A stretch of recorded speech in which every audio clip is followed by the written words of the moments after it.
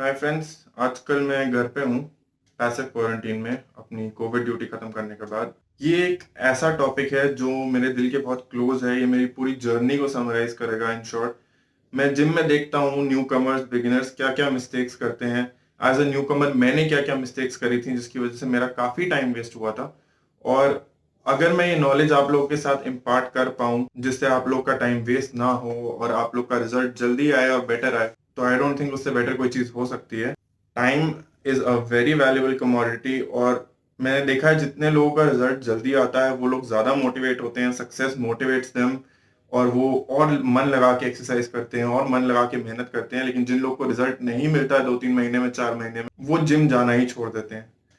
So if I can save those type of people, if I can provide them with some sort of result, some sort of success जो उनको आगे motivate करे और वो उनका भरोसा उठने से रोके जिम से, so मैं अपने आप को बहुत खुशकिस्मत समझूंगा।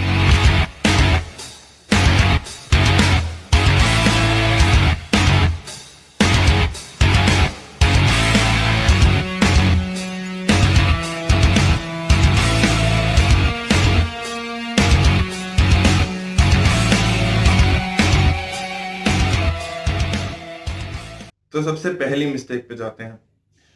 आप लोग जिम में जाएंगे, जैसे मैं भी गया था, मैं स्कूल टाइम से जिम कर रहा हूँ। तो आप जिम में जाएंगे और आप आसपास देखेंगे बहुत खतरनाक बॉडी वाले लोग, बहुत भारी भारी बॉडी बिल्डर्स जो 100-100 150-150 किलो की बेंच मार रहे हैं, 200 किलो की बेंच प्रेस मार रहे हैं, 15-15 20-20 किलो के डंबल से बाइसेप कर्ल कर रहे हैं। तो उनको देख के आपको लगेगा कि अगर ये इतना कर रहा है तो मुझे एटलीस्ट 10 किलो के डंबल से तो बाइसेप मारनी चाहिए। और उस चक्कर में आप मोमेंटम के साथ झूल झूल के बाइसेप मारेंगे, लेकिन आप उठाएंगे 10 किलो से। इस चीज को अंग्रेजी में बोलते हैं ईगो लिफ्टिंग। और ego lifting has no place for a bodybuilder. जब मैंने भी शुरू किया था लिफ्ट करना, तब मेरे को भी शौक चढ़ा था बहुत भारी वेट उठाने का, और उसकी वजह से मेरे लेफ्ट शोल्डर के रोटेटर कफ के पोस्टीरियर पार्ट में एक इंजरी हुई है जो 8 साल बाद भी आज मेरे को सर्दी में तंग करती है। अगर मैं हैवी शोल्डर प्रेस मारता हूं तो मेरी रियर डेल्ट में पेन होता है, और वो रीजन है कि आज तक मैं सफर कर रहा हूं। मैं 5 या 10 किलो से ज्यादा शोल्डर प्रेस ले ही नहीं पाता हूँ। बाकी एक्सरसाइज बेंच प्रेस आप मेरे से 150 किलो मरवा लो, मुझे कोई दिक्कत नहीं है। मेरा 1 रेप मैक्स 160 किलो भी जा चुका है। लेकिन शोल्डर एक ऐसा पार्ट है जिसमें मैं लाइट वेट और ज्यादा रेप्स ही निकाल सकता हूँ, ये मेरी मजबूरी है। तो मैं कभी भी अपने शोल्डर को इतना ज्यादा बल्क नहीं दे पाया, और इस सब की वजह सिर्फ एक वो स्टूपिड इंजरी थी जो वो ईगो लिफ्टिंग की वजह से हुई थी। तो प्लीज ईगो लिफ्टिंग से बचें। सही form is the right way to go. अगर आप सही फॉर्म में 10 से 12 रेप्स निकाल रहे हैं तो आपको ग्रोथ जरूर दिखेगी। ग्रोथ का रेप रेंज जो है 6 से 12 के बीच में होता है। आपको अपना सही वेट डिसाइड करना पड़ेगा कि आप सही फॉर्म में कितना लिफ्ट कर सकते हैं। अगर आप सही फॉर्म लेते हुए 12 रेप से ज्यादा निकालते हैं तो वो वेट आपके लिए हल्का है। अगर आपकी पूरी जान लग जा रही है और आप 12 रेप तक पहुंच पा रहे हैं, वो वेट आपके लिए हैवी है, वो वेट आपके लिए बिल्कुल सही है। अगर आप 12 भी नहीं निकाल पा रहे रैप अपनी पहली अटेम्प्ट में, तो वो वेट आपके लिए ज्यादा भारी है। या फिर आप 12 निकाल रहे हैं और आप झूल झूल के मोमेंटम के साथ या फॉर्म में नहीं निकाल रहे हैं, झटके ले रहे हैं, तो वो वेट सर आपके लिए ज्यादा है। उस वेट को थोड़ा कम करें और अपनी ईगो को थोड़ा नीचे करें। अगर आपको आगे बढ़ना है तो मेहनत ही एक तरीका है। धीरे धीरे टाइम के साथ स्टेप वाइज आपको ग्रोथ जरूर दिखेगी। ऐसे मोमेंटम से उठाने से आपकी बॉडी तो नहीं बनेगी, लेकिन आपको इंजरी का चांस जरूर हो जाएगा। और अपर बॉडी में कोई भी इंजरी होती है तो आप लेग्स छोड़ के कोई पार्ट नहीं मार सकते। आप उस एक ईगो लिफ्टिंग के इंसिडेंट की वजह से अपना पूरा हफ्ता, पूरा महीना, कई साल गवा सकते हैं। तो प्लीज लिमिट में लिफ्ट करें। हैवी जरूर लिफ्ट करें ग्रोथ के लिए, लेकिन अपने आसपास वाले लोगों को, लड़कों को देख के या पावर लिफ्टर्स को देख के जो 8-8 10-10 साल से एक्सरसाइज कर रहे हैं, उनको देख के लिफ्ट ना करें। अपने आप से अपना कंपटीशन रखें। कोई रीजन है कि आपके जिम में हर जगह शीशे लगे हैं? क्योंकि अपना कंपटीशन आप खुद हैं। दूसरी गलती जिसमें मैं खुद भी फंसा हूं, ओवर सप्लीमेंटेशन।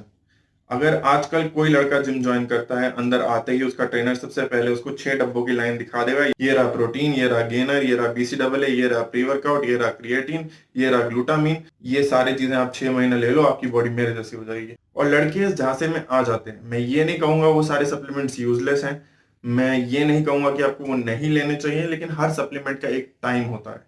अगर आप शुरुआत में ही इतने सप्लीमेंट्स ले लेंगे तो जब आपकी बॉडी प्लेटू कर जाएगी तब आप क्या लेंगे? अगर आप एक नेचुरल बॉडी बिल्डर हैं और आप शुरू कर रहे हैं, तो पहले साल तो आपको खाली प्रोटीन पाउडर पे ही इतना बढ़िया रिजल्ट मिल जाएगा कि आपको समझ ही नहीं आएगा कि मैंने ऐसा क्या कर दिया जो मेरी इतनी बॉडी बन गई। बहुत हार्ड गेनर्स या पतले लोगों के लिए गेनर्स, और जिन पे थोड़ा सा फैट है, वो रिकॉम्प करना चाहते हैं, बॉडी रिकॉम्पोजिशन, फैट लूज करके मसल गेन करना चाहते हैं, उनके लिए protein isolate is more than enough पूरे फर्स्ट ईयर के लिए। पहले साल आप सिर्फ प्रोटीन लें और कोई सप्लीमेंट की आपको जरूरत ही नहीं है सर। एक बार आप प्रोटीन का तो पूरा जूस निकाल लो, पूरा रिजल्ट पा लो, पूरा जब उसका तेल निकल जाएगा उसके बाद आप किसी और सप्लीमेंट पर जाइए। क्योंकि आप प्रोटीन के साथ खाली यहां पहुंचे हैं, तो उसके बाद आप creatine, pre workout, glutamine, casein, ये सारी चीजें लेके यहां पहुंचेंगे। अगर आप पहले ही ये सारी चीज लेके यहां पहुंचेंगे तो यहां से यहां तक पहुंचने के लिए आपको उन कंपाउंड्स की जरूरत पड़ेगी जो बॉडी के लिए आपके सही नहीं है। और इसी के साथ मैं अपने तीसरे पॉइंट पे आता हूँ। तीसरी मोस्ट कॉमन गलती जो आजकल के लड़के कर रहे हैं वो है स्टीरॉइड्स लेना एकदम शुरुआत में। मैं बहुत ओपन हूँ स्टीरॉइड्स के बारे में, कोई डॉक्टर नहीं जानता मैं जो इतनी खुले में बात करता हूँ, लेकिन मैं आपको सारे प्रोज, सारे कौन, सारी इंफॉर्मेशन, सारी नॉलेज देता हूँ सिर्फ इस वजह से ताकि आप जाने कि ये कंपाउंड ये करता है, इसके फायदे ये हैं तो इसके नुकसान भी ये हैं। और जहां तक बात है, हाँ क्या हुआ, यूट्यूबर बनना है वीडियो में आना है? ये देख लो, 40 दिन के हुए नहीं है, यूट्यूबर बनना है इनको। आगे वीडियो में खुश, मिल गई तसल्ली, बना लो वीडियो में। हम्म? क्योंकि आजकल एक बहुत गंदा ट्रेंड बन गया है अच्छी डाइट, टाइम और मेहनत को स्टीरॉइड से रिप्लेस करने का। अंदर जाते ही लड़के पहले महीने में एक्सपेक्ट करते हैं कि वो एकदम ऋतिक रोशन बन जाएंगे, लेकिन ऐसा नहीं होता है सर। टाइम और मेहनत लगती है, आपकी जेनेटिक्स मैटर करती है, आपकी डाइट मैटर करती है, आपका डिसिप्लिन मैटर करता है। अगर आप उन सारी चीजों को स्टीरॉइड से रिप्लेस कर देंगे तो वो आपकी बॉडी बना जरूर देगा, लेकिन फिर वही बात आती है, वो इसी लेवल तक बनाएगा। उसके बाद आप क्या करेंगे? या आपकी जेनेटिक पोटेंशियल तक रीच करने के लिए आपने कंपाउंड्स ले लिए, तो क्या करेंगे? तो प्लीज ट्रेनर्स के झांसे में ना आए। ये 2,500-3,000 के एक वायल के लिए लोगों की जिंदगी खराब करने को तैयार हो जाते हैं कुछ लोग। It is a very bad practice, please be aware of it. आधे लोग तो ओरिजिनल कंपाउंड्स ही नहीं देते हैं, और बाय चांस अगर आपको कोई ईमानदार बंदा मिल गया जिसने आपको असली सामान दे भी दिया, are you sure this is the right time to take it? क्या have you put in your dues? आपने अपनी पूरी मेहनत कर ली है ऑलरेडी? क्या आप जेनेटिकली, नेचुरली जितना पहुंच सकते थे वहां तक पहुंच चुके हैं? जितने भी आप प्रोफेशनल बॉडी बिल्डर्स को देखेंगे, मैं मना नहीं कर रहा है स्टीरॉइड्स लेते हैं, 100% स्टीरॉइड्स लेते हैं, लेकिन ये पहले अपनी नॉर्मल जो जेनेटिक पोटेंशियल होती है नेचुरली उस पे रीच करते हैं, अच्छी डाइट लेते हैं, एक्सरसाइज करते हैं, 3-4 साल मेहनत करने के बाद जब उनका ग्रोथ पूरा प्लेटो हो जाता है, नेचुरल सप्लीमेंट से, एक्सरसाइज से, मेहनत से, डाइट से, उस पे कुछ काम नहीं कर रहा है, वो पहुंच चुके हैं उस लिमिट तक, उसके बाद वो लेते हैं ताकि उनकी जो ग्रोथ हो वो प्लेटो को सरपास कर जाए। लेकिन अगर आप शुरुआत में स्टीरॉइड्स के चक्कर में पड़ जाएंगे तो आपकी ग्रोथ प्लेटो बहुत जल्दी होगी, और उसके बाद बिना स्टीरॉइड्स के वो मेंटेन भी नहीं होगी, ग्रोथ बहुत मुश्किल होता है सर। तो आई वुड सजेस्ट कि आप पहले अपनी ड्यूज पे करें, पहले नेचुरली जितना ग्रो कर सकते हैं ग्रो करें, उसके बाद इन सब चीजों के बारे में अपने डॉक्टर से पूछें। अब आते हैं चौथी गलती पे। चौथी गलती ये होती है कि ट्रेंड क्या है, बंदा आएगा उसको बोला जाएगा हाँ भैया पहला दिन है मिक्स मार लो, दूसरा दिन है मिक्स मार लो, पहला हफ्ता पूरा मिक्स मार लो, उसके बाद आप सिंगल बॉडी पार्ट शुरू कर दो एक महीने बाद ही। चेस्ट एक दिन, बैक एक दिन, बाइसेप एक दिन, ट्राइसेप एक दिन, शोल्डर एक दिन, लेग्स एक दिन, रेस्ट। है ना, परफेक्ट लगता है सुनने में, लेकिन स्टडीज ने यह दिखाया है कि पहले 3 महीने आपको सिर्फ और सिर्फ मिक्स मारनी चाहिए। सारे बॉडी पार्ट्स के सारे मसल फाइबर्स को स्टिमुलेट करना चाहिए, उनको एक्टिवेट करना चाहिए, उनको फेमिलियराइज करना चाहिए। आपकी बॉडी को एक्सरसाइज की आदत नहीं है, तो आप सारे बॉडी पार्ट्स को एक तरीके से स्टिमुलेट करेंगे, उनको रेडी करेंगे कि अगर आप heavy weight single single part पे फोकस करके मारे तो वो मसल टूटे ना, उसको नुकसान ना हो, आपको इंजरी ना हो, और उसकी प्रॉपर ग्रोथ स्टिमुलेट हो पाए। तो पहले 3 महीने आपको मिक्स मारनी है, एक हफ्ता नहीं, 3 महीना। और उस 3 महीने में भी ऐसे नहीं कि रोज मिक्स मार रहे हैं। आपको शुरुआत में रोज जिम जाने की जरूरत नहीं है, आपको सिर्फ 4 दिन जाना है हफ्ते में, हर ऑल्टरनेट डे आपका रेस्ट डे होगा। उसी मिक्स में आप वेट बढ़ा सकते हैं, उसी मिक्स में आप अपना फॉर्म बेटर कर सकते हैं, जिसको हम प्रोग्रेसिव ओवरलोड कहते हैं। जो पांचवी मिस्टेक है लोगों की, जो लोग नहीं करते हैं कि अगर वो 12 किलो से मार रहे हैं तो वो 12 किलो से ही मारते रहेंगे 6 महीने और एक्सपेक्ट करेंगे कि ग्रोथ हो, ऐसा नहीं होता है। आपकी बॉडी यूज टू हो जाती है, उसको फिर 12 किलो हल्का लगने लगता है, तो ग्रोथ नहीं होती, प्लेटो होता है। धीरे धीरे आप या तो अपना नंबर ऑफ रेप्स, अगर आप 10 मार रहे हैं तो उसको 12 कर सकते हैं, 8 मार रहे हैं तो उसको 10 कर सकते हैं, या अपना फॉर्म बेटर कर सकते हैं, या आप थोड़ा सा वेट बढ़ा सकते हैं प्रोग्रेसिवली। इसको हम बोलते हैं progressive overload, which is essential for muscle growth. अगर आप एक ही वेट बार बार उठाते जाएंगे तो आपकी मसल्स नहीं बढ़ेंगी। छठी जो मिस्टेक है वो है डाइट रिलेटेड। बहुत लोगों को लगता है गेनिंग का मतलब है खाना खाओ, दबा के खाना खाओ जितना मर्जी। तो वो क्या करते हैं, दिन में 3 मील्स ले रहे हैं, 3 मील्स लेंगे, अगर 3 मील्स में वो 1 कटोरी दाल खाते थे, 4 रोटी खाते थे, तो वो 3 कटोरी दाल और 10 रोटी खाना शुरू कर देंगे। तो basically what this leads two is over eating. आपकी बॉडी की कैपेसिटी एक्सरसाइज से, आपके स्टमक की कैपेसिटी चेंज नहीं होती है टू डाइजेस्ट मोर फूड। आपको खाना अपना बढ़ाना है, अपनी डाइट बढ़ानी है, लेकिन 2-2 घंटे में थोड़ा थोड़ा खाना खाना है आपको। आपको ऐसा नहीं करना कि 3 ही मील लेने हैं और वो भर भर के खाना है, उसमें डाइजेशन नहीं होगा, उसमें आपका स्टमक अपसेट जरूर हो जाएगा। आपकी बॉडी की एक लिमिटेड कैपेबिलिटी होती है number of enzyme unit secrete करने की, वो उतना ही एंजाइम सिक्रीट कर सकती है, उतना ही खाना डाइजेस्ट कर सकती है। एक बार में आप 150-200 ग्राम से ज्यादा चिकन खा रहे हैं तो वो डाइजेस्ट नहीं होगा। अगर आप 4 अंडे खाते थे, एकदम से आप 8 या 12 अंडे एक बार में खाना शुरू कर देंगे, वो आपकी बॉडी नहीं हजम कर पाएगी।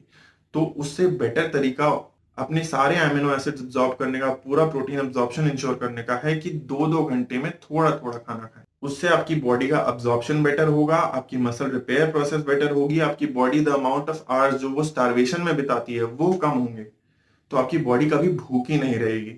I know it's difficult specially for working people कि आप हर 2 घंटे में खाना खाएं, तो आप अपने मील्स सुबह पैक करके रखा करें। You are never suppose to compromise on your diet. आप अपना प्रोटीन शेक पीजिए हर 2 घंटे में, आधा आधा स्कूप ही पीजिए, आप एक प्रोटीन बार खा लीजिए। आप अपना मील अगर प्रिपेयर करके लाए हैं तो 5 मिनट लगते हैं, 10 मिनट लगते हैं एक छोटा सा मील खाने में। तो if you are dedicated enough, if you put in the work, you will get the result. एक बार में ओवर ईटिंग करने का कोई फायदा नहीं।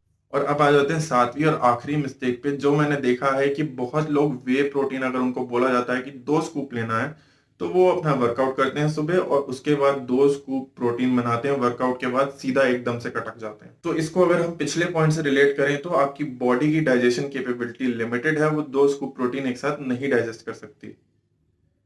इसका तोड़ ये है कि आप उस 2 स्कूप को आधा आधा स्कूप करके 4 बार दिन में लें, तो आपको अब्जॉर्प्शन भी बेटर मिलेगा, प्रोटीन और एमिनो एसिड्स की सप्लाई मिलती रहेगी, और आपकी मसल कभी स्टार्व नहीं करेगी। प्लस लोगों को गैस्ट्रिक प्रॉब्लम्स होती हैं, तो सर हर वीडियो में जैसे बोलता हूँ इसमें भी बोल रहा हूँ, वो प्रोटीन है, वो वोडका का शॉट नहीं है, उसको बॉटम्स अप नहीं करना है, सिप सिप करके धीरे धीरे पीना है, अच्छे से मिक्स करके पीना है। प्रोटीन के गट्ठर नहीं बने होने चाहिए, सूखा पाउडर नहीं होना चाहिए उसमें, और half scoop after every 3-4 hours will give you a much better result than 2 scoops at one। ये थी वो 7 मिस्टेक्स जिनकी वजह से मुझे यहां से यहां पहुंचने में 4 साल लग गए, और ये रिजल्ट अचीवेबल है नेचुरली बहुत इजीली 1 से 1.5 साल में। अगर आप ये 7 मिस्टेक्स अवॉइड करें तो आप जरूर इस तरह का रिजल्ट पा पाएंगे। आई होप ये वीडियो सारे जिम बिगिनर्स तक पहुंचे, उनको हेल्प करे और उनका टाइम बचाए, उनको सक्सेस दे, और कोई डीमोटिवेट होके एक्सरसाइज और फिटनेस से दूर ना भागे। अगर आप चैनल पे नए हैं तो इस वीडियो को सब्सक्राइब करें, लाइक करें, शेयर करें, और सारे अपने बिगिनर्स, अपने दोस्तों तक पहुंचाएं ताकि उनका फायदा हो और वो इन मिस्टेक्स में ना फंसे, इन झांसों में ना फंसे, और फालतू में डीमोटिवेट होके फिटनेस को गलत नाम ना दें, फिटनेस से दूर ना भागें। Thank you for watching. Let's make India fit together.